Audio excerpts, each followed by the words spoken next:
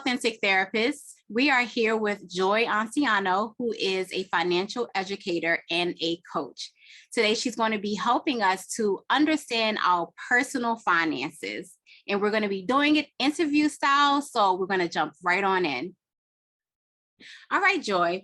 One of the biggest questions that probably seem really obvious, but not really obvious in terms of the answer is, why is it important to understand your personal finances? Understanding your personal finances is very important because, one, we use money.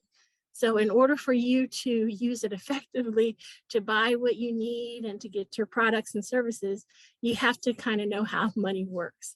Right. And then the other thing that's important is, especially if you're an entrepreneur or small business owner, how can you effectively run your business, grow your business, scale your business if you can't handle your own personal finances? You're not going to be able to do that. So having personal financial literacy and responsibility is very important. So Joy, why do you think that so many people have a difficult time maintaining and managing a budget? I think people have a difficult time maintaining and managing a budget. One is financial literacy. A lot of times people don't know what they don't know. And even though we have a lot of things out there like Google, YouTube, sometimes they provide so much information, they can give you contradictory information, and then you don't know what to do. So definitely financial illiteracy is a problem. Also mindset. When you grow up having these limiting beliefs that, I'm never going to have enough money, I don't know how to keep money, I always make those mistakes, you're going to end up repeating that because that's what you're always telling yourself. So having that mindset shift is very important. And then the last one is something that actually my family was guilty of, is, we just had our head in the sand. We thought we don't need a budget because money's coming in, all our bills are getting paid, we're buying things that we want and need, everything is okay. But we had an emergency that just blew us out of the water.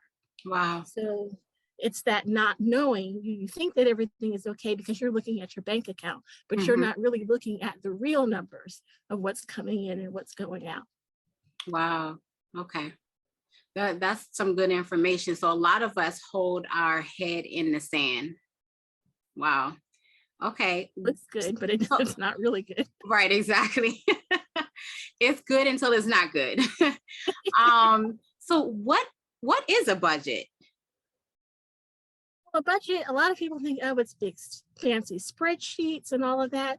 And yes, you can have those, but it's basically knowing your numbers so that you can create a plan for your saving and your spending. That's all a budget is. We plan for our vacations, we plan for what we're going to buy for Christmas and holidays, but we don't plan for how we're going to save our money and how we spend it. And that's pretty much, like as we had the very first question, it's everything. We use money every day. So how do you not plan and save for that? Yeah.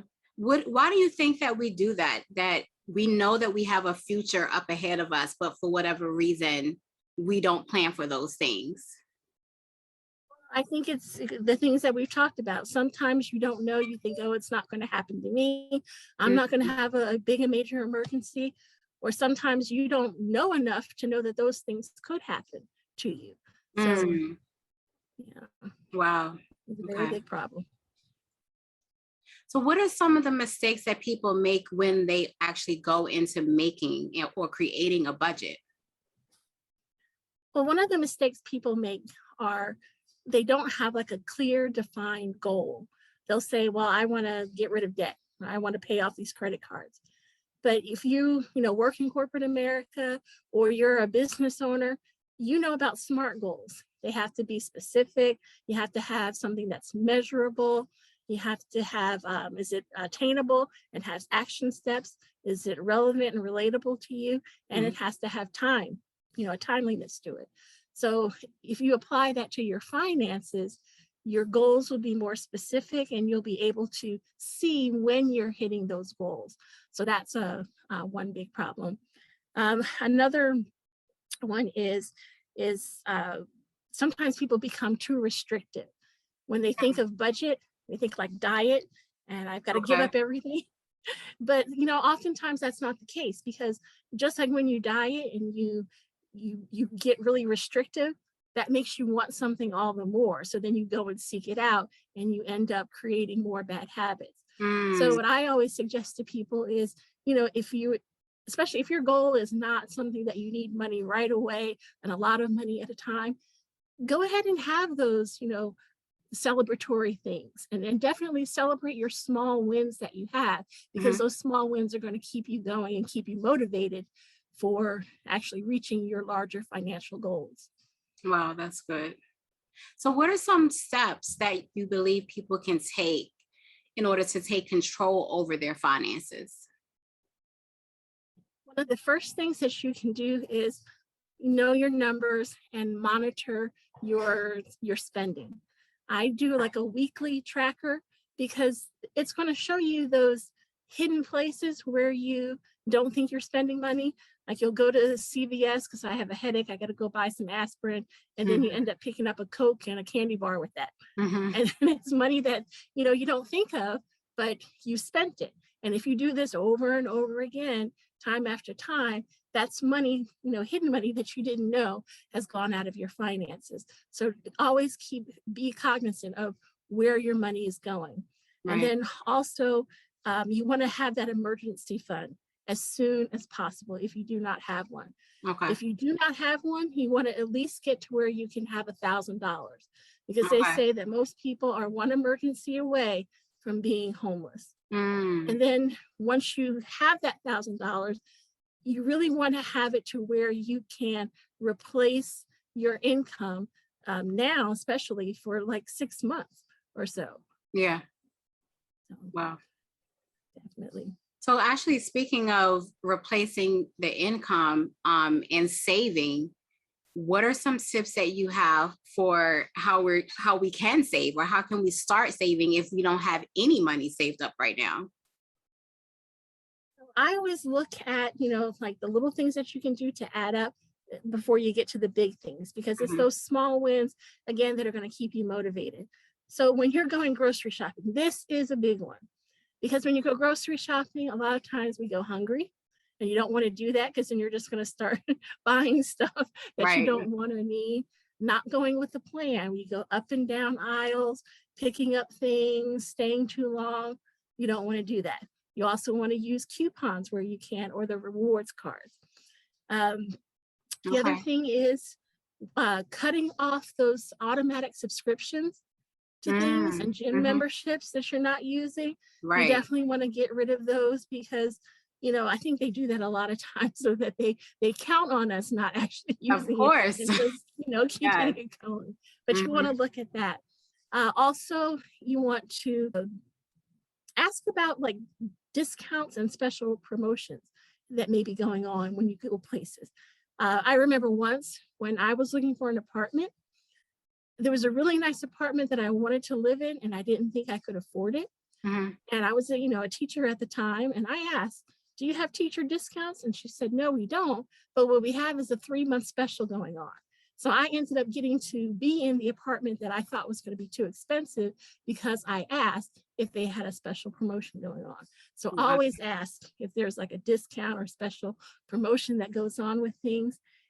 And then watch out for the money wasters, those hidden things that come out of your account. Like if you go to the ATM and it's not your ATM and they charge you Mm, for things. yeah. So Yeah. just look out for hidden fees and everything. And those things, it doesn't seem like a lot of money, but again, compounded over time is going to start saving you money. And if you can, automate your savings. Take money out of your account, have it come out automatically into a savings account so Mhm. that you can prepare for an emergency fund or whatever your goals are. Wow. This has been so much great information. How can other people reach out to you if they need assistance with working on their personal finances? How can you help us? I am on Facebook as Joy Anciano, and you can definitely reach out to me, and I'd be happy to answer questions. But one of the main things that I like to do with people is when you're in a financial mess, Mhm. I like to reframe that. And I reframe it by giving you, the financial education piece as well as the encouragement and support. So my reframe is M, I want to help you change your mindset, those limiting beliefs that you have about your finances. Mhm. E, execute strategies that you've learned so that you will have success. MESS. So Oh. reframe your mess into a better. I love that. I love that. That is so catchy. Well, Joy, thank you so much for all these great tips and information. I mean, you definitely provided a basic understanding of what finances look like, what a budget looks like, why we get into our mess, as we call it, and then what we can do to actually get out of it. So we thank you so much for the time and the education that you are providing to us. And we can't wait to have you join us again in a couple of weeks, where you're going to be providing us with even more information regarding our personal finances. Thank you so much.